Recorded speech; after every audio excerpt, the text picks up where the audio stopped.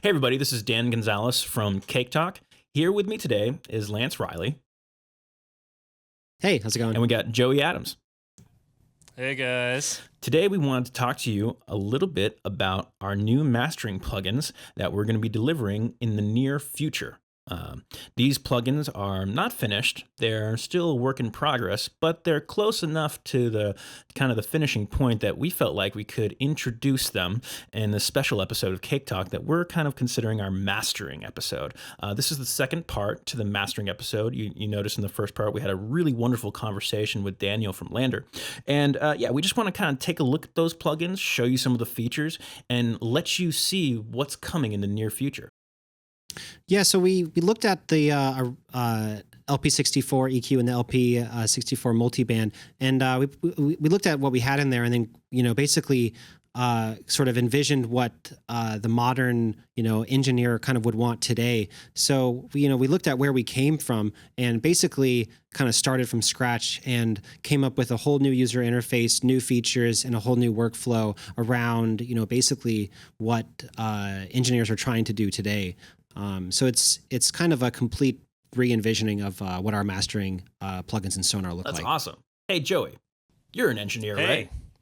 I am an engineer. What do you need as a modern engineer? I need options. Better say equalizer and multiband. You better say I need the Lance Riley developed linear phase multiband compressor and equalizer. Oh yeah, that wasn't written from a script. That wasn't read off a script. There's the teleprompter's broken. That's amazing because that's exactly what we have. Wow, amazing! Yeah, Holy it's great. crap! Are we like? No, I mean I need options. I need a lot of control over the different functions of the tools and the sounds that I can get from them. That's really the key. Yeah. So since you're talking about the EQ, let's take a look at this. So first thing to notice here is this is a brand new EQ. It's going to be a VST3, so users will find that in their VST3 folder listed as a LP EQ. They can just drag and drop it onto a track, and this is how it's going to load up initially. It's basically kind of empty, and from there you can really add whatever you want. In terms of EQing, you can just double click to add bands there, or you can use our whole new preset system to browse presets. And we got a few presets that we just added in here for showing you guys today, but there'll be a lot more presets in here when we release this. Very cool. I can see that we added a nice little onboarding experience right when you load up the plugin for the first time. That's really nice. So double click to add an EQ band. That sounds strangely familiar to some other EQs I've used, but that's okay. So let's talk about this EQ. First of all, why is it called the LP EQ?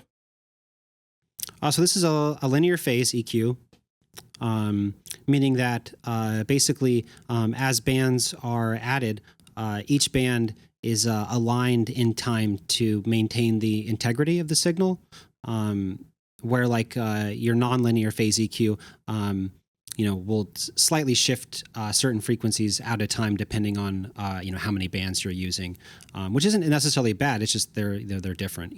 Gotcha. Yeah, if my memory serves me right, I think even just an analog electronic, like a console EQ is going to have phase shift. That the more you affect the amplitude of a frequency, the more phase shift occurs. So this is probably more for a mastering application than standard mixing.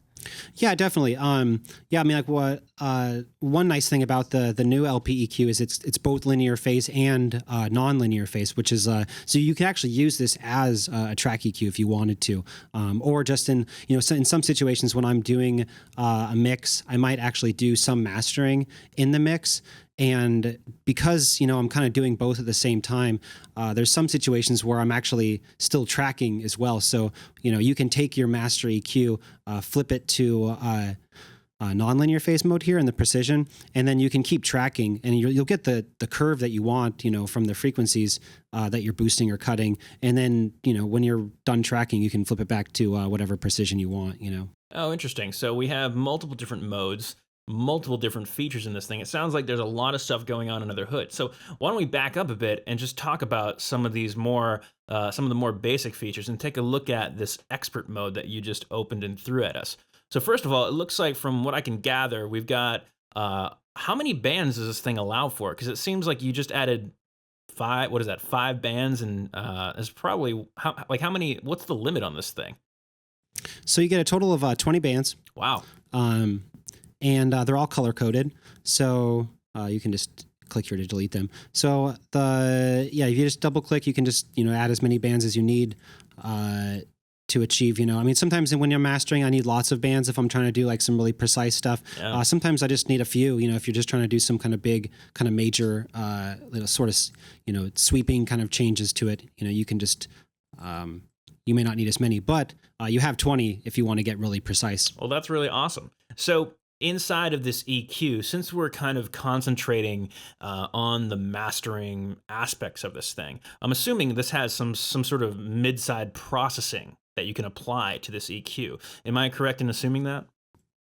Yeah, so you have a couple different modes here. So let's get some, maybe you got something like that going on. Yeah. A lot of times, when you're doing a master, sometimes you might, edit some of that stereo processing. So in the expert mode here, you have two modes. You have left and right mode, which is what we're currently in. Yep. Then you can also switch it to mid-side. And so once you're in mid-side mode, you'll see that these edit controls here in the top right changed. Now they say M and S for mid and side. Gotcha. So, something that might be common is, you might want to cut out some low end from your sides. So you can just select the band and you click side, and then you can see that this little changed to a little S here. Oh, I see. Well, that's really cool, man. That's really cool. I really like the idea that you can separate each band individually between mid and side and stereo. That's awesome, man. Oh, as far as like feedback is concerned in this EQ, what kind of feedback does the user get when he's actually using this plugin on a track? So we can go ahead and play a little something back. So this is a mix that I did for Dan Kaplan a while back. Let's just play a little bit of the chorus here. This is so this is right a now, different Dan than me. This is our old graphics designer, or our current but old but contracting but awesome friend Dan Kaplan. yeah, Dan's a great guy, and I really connected with this song, so I did a bit of a remix for it. So in this case, right now we're just viewing the post-processing of the analyzer, so we can see that this is set to post. You can turn it off by clicking it again, or you can view both, which is going to be the incoming signal and the outcoming signal. So in this case, we can make this a bit more dramatic by, if I pull this a bunch out here, you can see that there's gain reduction happening in this mid-range here. Gotcha. I see. So the users can switch between seeing a frequency analyzer that's gathering information before it hits the EQ, after it hits the EQ, and both. And that frequency information is layered on top of one another. That's pretty rad, man. That's really cool. That's especially going to help in those situations that you were talking about earlier, with maybe processing the low end slightly differently than you would the rest of the frequency spectrum. That's really cool, man. Something else that I noticed is pretty cool. Depending on where you clicked, it looked like it was either a bell curve or a shelf or a filter. Yes. Show us a little bit more on that? So there's a bit of smartness to this. Let's go ahead and remove these bands here. So we sort of make some decisions for you as you're adding bands, where if I'm adding something in the middle here, typically a lot of times you're going to want this kind of peak dip or bell curve, where a lot of times when you're in the upper ranges, you're going to want like a shelf, or maybe in the lows here, you might want a shelf. As well as if you click on the very edges of it, you'll get a low cut or a high cut over here. And I'm assuming that can be changed if desired. Yeah, so if you don't want a shelf here, you can use these curve pickers down here, which light up in the color, and you could switch that to a curve. I like the no limits approach. This is really, really nice to look at too.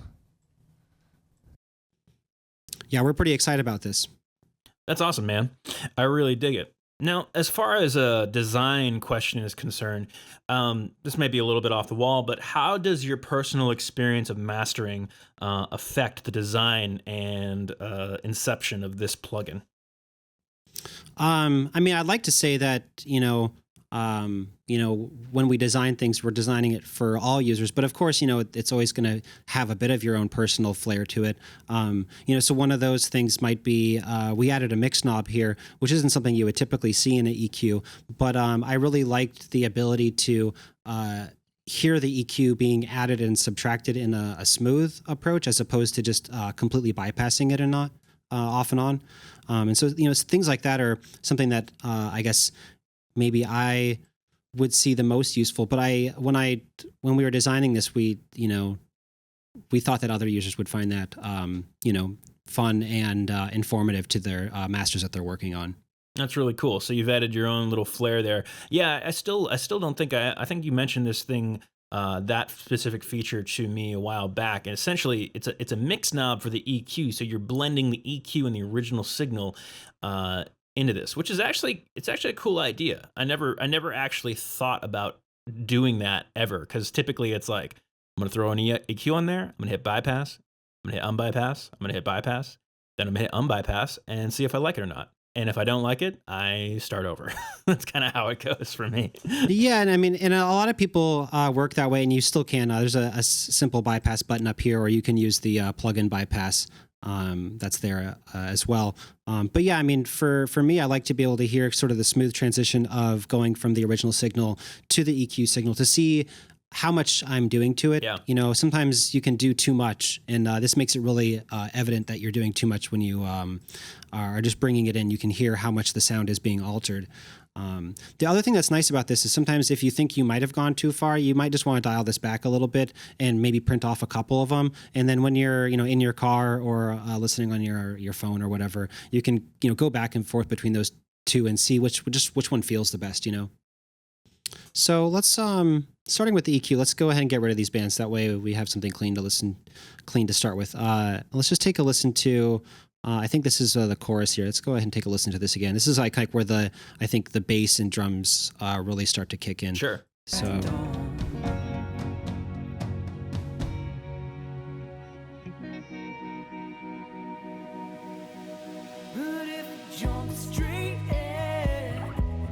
So like the first thing I noticed is that it already feels like a bit scooped.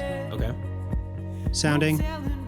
It's got like some pretty good high end, frequency. The shaker is like doing something nice. And like the bass maybe feels a bit tubby. Like I would maybe want to try to tighten that up.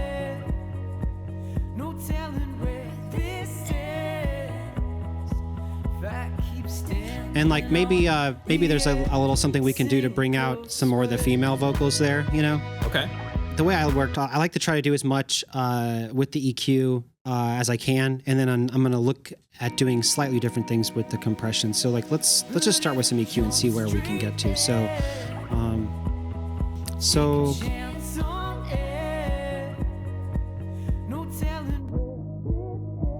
one thing we could do is we can solo this band.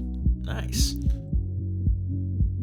We can definitely feel it. This is where the majority of the bass is coming. So like, I don't want to lose a lot of bass, but I think what I could probably do is just dial that back a little bit. And so maybe let's just go with, just take a couple dB out. Okay.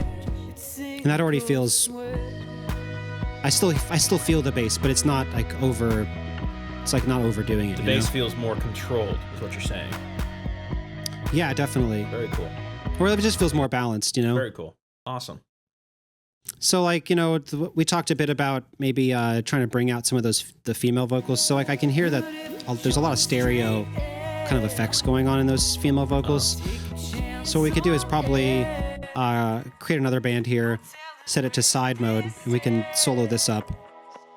Oh, wow. So you can solo the side of a specific... Oh, that's really cool. I didn't even think about that until you just started doing it. That's really rad. You can actually solo out the sides and the mids. Love it. So I can hear this is where I'm starting to get some more of that back.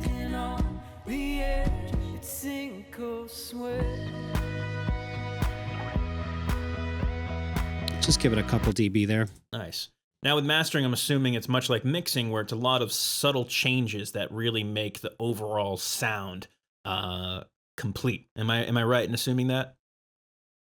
Yeah, I mean, I'm mostly going to try to do some kind of just some small broad changes and just see if I can just kind of tighten things up a little bit. Yeah. If I really start adding more than 6 or 7 10 dB to something, that I might be either using the wrong tool for the job, or it might be something that actually just needs to get fixed in the mix. You know, I mean, sometimes I will, you know, bring in a lot of extra low end for some recordings that need it. You know, if they've been doing a lot of like, you know, cutting or compression down there, you might need to bring a lot of that back. But, you know, typically you're going to just try to do some small changes just to see if you can kind of tighten up some areas.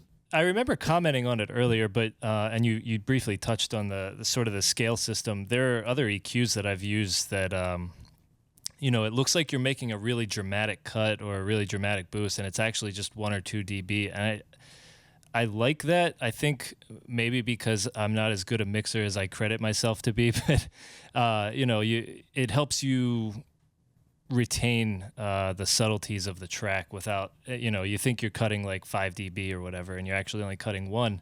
I think that the sort of the scaling thing, that, I mean, it's just a personal thing, but I think that's super useful. Yeah, so you get a 6, 12, and 30 dB scale. So you can see at 30 dB, I'm not making very many changes, but it typically defaults to 12 dB, which gives you, you know, the ability to do some damage or just some subtlety, you know, to a mix. But yeah, I mean, if you want to get more dialed in, you can really go to a 6 dB here, and you can see all the grid lines are going to be single dB increments. That's awesome, man. That's really cool. Why don't we jump into the multiband compressor? Because I know I actually have never seen this before, and I don't even know how ready it is, but I've heard good things so far, and I'm very, very curious to see what's going on. So one thing we're talking about, so like we removed some low ends in the EQ. So one thing I would still want to try to do is maybe see if we can even tighten up that bass a little bit. You know, the bass was a bit boomy in general, but I think having it just a bit tighter would make the track feel a bit more exciting. So just like the EQ, you can double click to create a band in here. So with the EQ, we said we get as many as 20 bands. With the multiband, you're going to get as many as 6. Which is a lot for a multiband compressor. Yeah, so you can really you know, do some very subtle things, and by splitting up the bands, you're not going to make any of the bands overreact to any of the frequencies. So you can get some really subtle you know, changes to a mix and get some nice control if you need to. Nice. So in this one, let's just we're gonna get rid of this yellow band. So let's just take a listen to some of this low end again. And so what we can do is here, I'm gonna pull it up to about 220 and see what we have. And I'm just gonna solo a little bit of this right now. Very cool.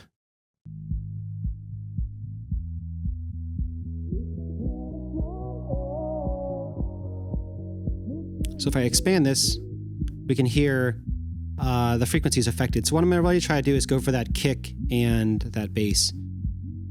And this is it here. So the one thing I want to do is I don't want to lose the kick. Okay. But I want to attack the bass of it. So right now, what I'm going to look at is my attack and release. So 500 for the release. That's a bit fast, but that's probably okay. For the attack, I'm going to think about like how long is a transient of a kick drum, and that's going to probably be somewhere between, you know, 10 milliseconds, maybe as much as, you know, 30 or 40, depending on if it's like a sub hit, you know. Yeah. So let's go ahead and just kind of you can see my threshold meter here will kind of indicate to me how much compression or how much signal is coming in this band. Oh, nice. So if I just bring this down a lot. This is a trick I learned from one of my teachers at Berkeley. You just want to make sure that you're hearing the effect working as you imagine it, right? So I'm kind of just crushing this right now. I was going to say, giving about 12 dB. We're just kind of adding a little bit of compression, just a touch. It's like, no, you're actually at 12 decibels, dog. But so I want to make sure I'm not really like affecting that kick too much. I see. So now, right now, as I've gone up to about 71 milliseconds here, I'm definitely getting that kick to come through, but there's much more control in the bass, right? So now we can do this so it's a bit more subtle. And let's just go for maybe about 2 to 3 dB of compression here. Let's go ahead and stop and come back to the beginning.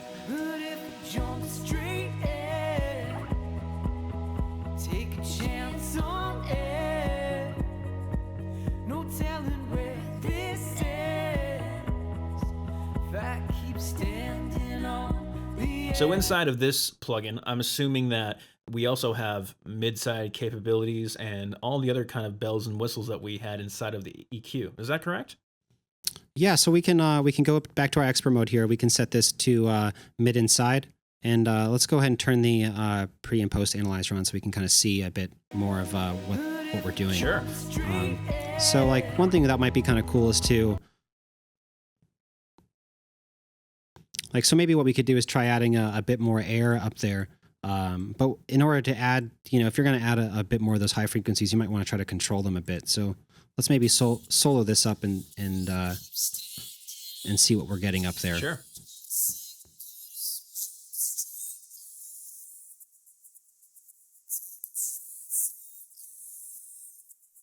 So something like maybe right there.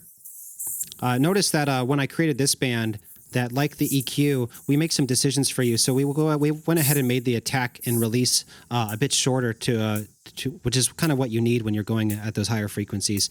So we can use our threshold meter here, and we can see that we're getting some of those claps up there. That's pretty fancy. So not only have you done that with the EQ, you also applied that same kind of logic to the threshold, to the attack and release settings of the bands. I like that. Yeah. So I'm getting about I don't know, 2.5, 3 dB of compression here. So I'm gonna bring that back with some makeup gain, and let's go ahead and take a listen to see how this sounds.